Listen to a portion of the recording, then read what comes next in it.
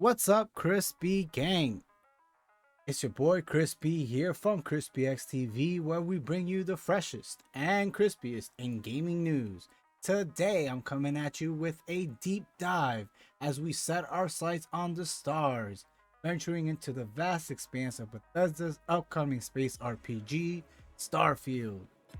We've got a ton of ground to cover, from gameplay mechanics to performance details, so buckle up and let's embark on this interstellar journey.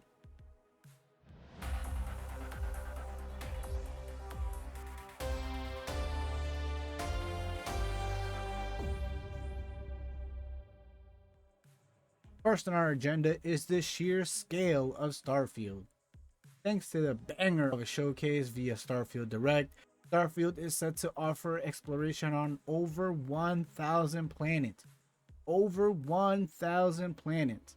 This is Bethesda's first completely new universe in 25 years, and they're pulling out all the stops to make this an unforgettable journey. The game's aesthetic is described as NASA punk, a term that might sound unusual but perfectly encapsulates the vibe Bethesda is going for.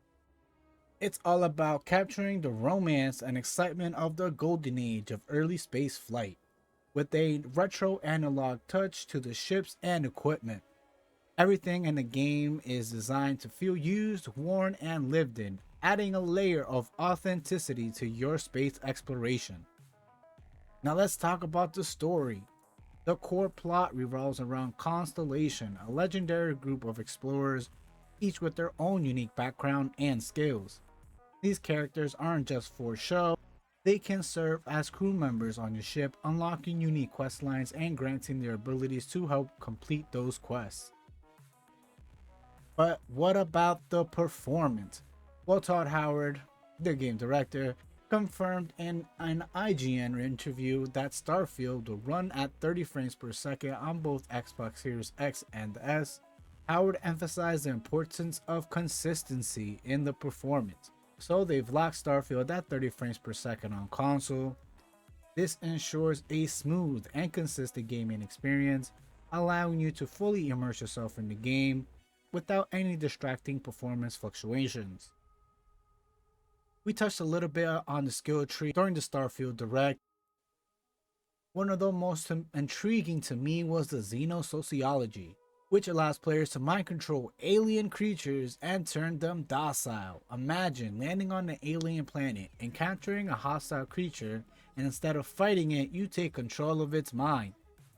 This could completely change the dynamics of exploration and combat and how you go about random situations or day-to-day gameplay. Speaking of gameplay, the Starfield will combine revamped gunplay familiar to Fallout players with all sorts of tech and gadgets. You can manipulate gravity in combat, hover in the air with the boost pack, or blow an entire group of enemies with explosives. You will even be able to fight in zero G, which is going to be awesome. I can't wait to take pictures. The game will feature a wide variety of weapons, fully customizable with an ambitious set of mods. This means you can tailor your combat style to your preferences, whether you want to be a stealthy sniper or a charismatic negotiator, even a tech-savvy engineer. You can be what you want to be. Now I want to share some of my personal thoughts. As I was taking notes for the showcase, I had a lot of questions. The vastness of space is both exciting and daunting, and I was curious about how Bethesda would keep such a massive game engaging and avoid it becoming monotonous or boring. But as the showcase went on, they answered most of my questions. The chance encounters, the ability to play Space Pirate and seize another vessel, sell it, or play for keeps, these elements add a layer of unpredictability and excitement to the game. And the fact that you can own every ship in the game, well, that's just mind blowing. Of course, with over 1,000 planets to explore, I doubt you'll have the time to collect them all, but it's a fun challenge to consider. One of my biggest questions was about the perspective of the game. Would it be a first person or a third person? Bethesda has experience with both, and I was eager to see which direction they would take Starfield on. I'm pleased to say that they've done a masterful job of putting such detail about the game without spoiling the surprises. However, one question that they couldn't answer for me still remained. Is Starfield the most ambitious title for a game? Given the scale, the depth, and level of detail we've seen so far, it's certainly a contender. But only time will tell if it lives up to these high expectations. And lastly, Starfield is set to release on September 6th for PC and Xbox Series X and S, with it being available day one on Game Pass. Though not a live service title, Starfield will have story expansions with Shattered Space already announced as its first DLC pack. This means we can expect a continuous stream of new content and adventures even after the main story concludes, and this is not even touching on modders. We all know that modders have single-handedly kept Skyrim alive. Without mods and modders, you would not have the longevity that Skyrim has enjoyed. If the modders go away, the interest would most surely go away.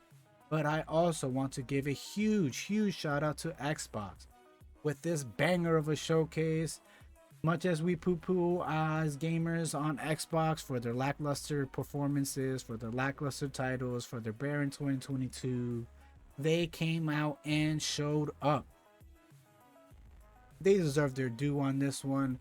Hey, you guys nailed it. And a huge shout out to you, Phil. You did it, my man. That's all for today, Crispy Gang. Starfield is shaping up to be a game of galactic proportions, and I can't wait to explore the universe with you all. If you enjoyed this video, don't forget to like, comment, and subscribe for more crispy content. This is Crispy signing off. Until next time, keep it crispy, Crispy Gang.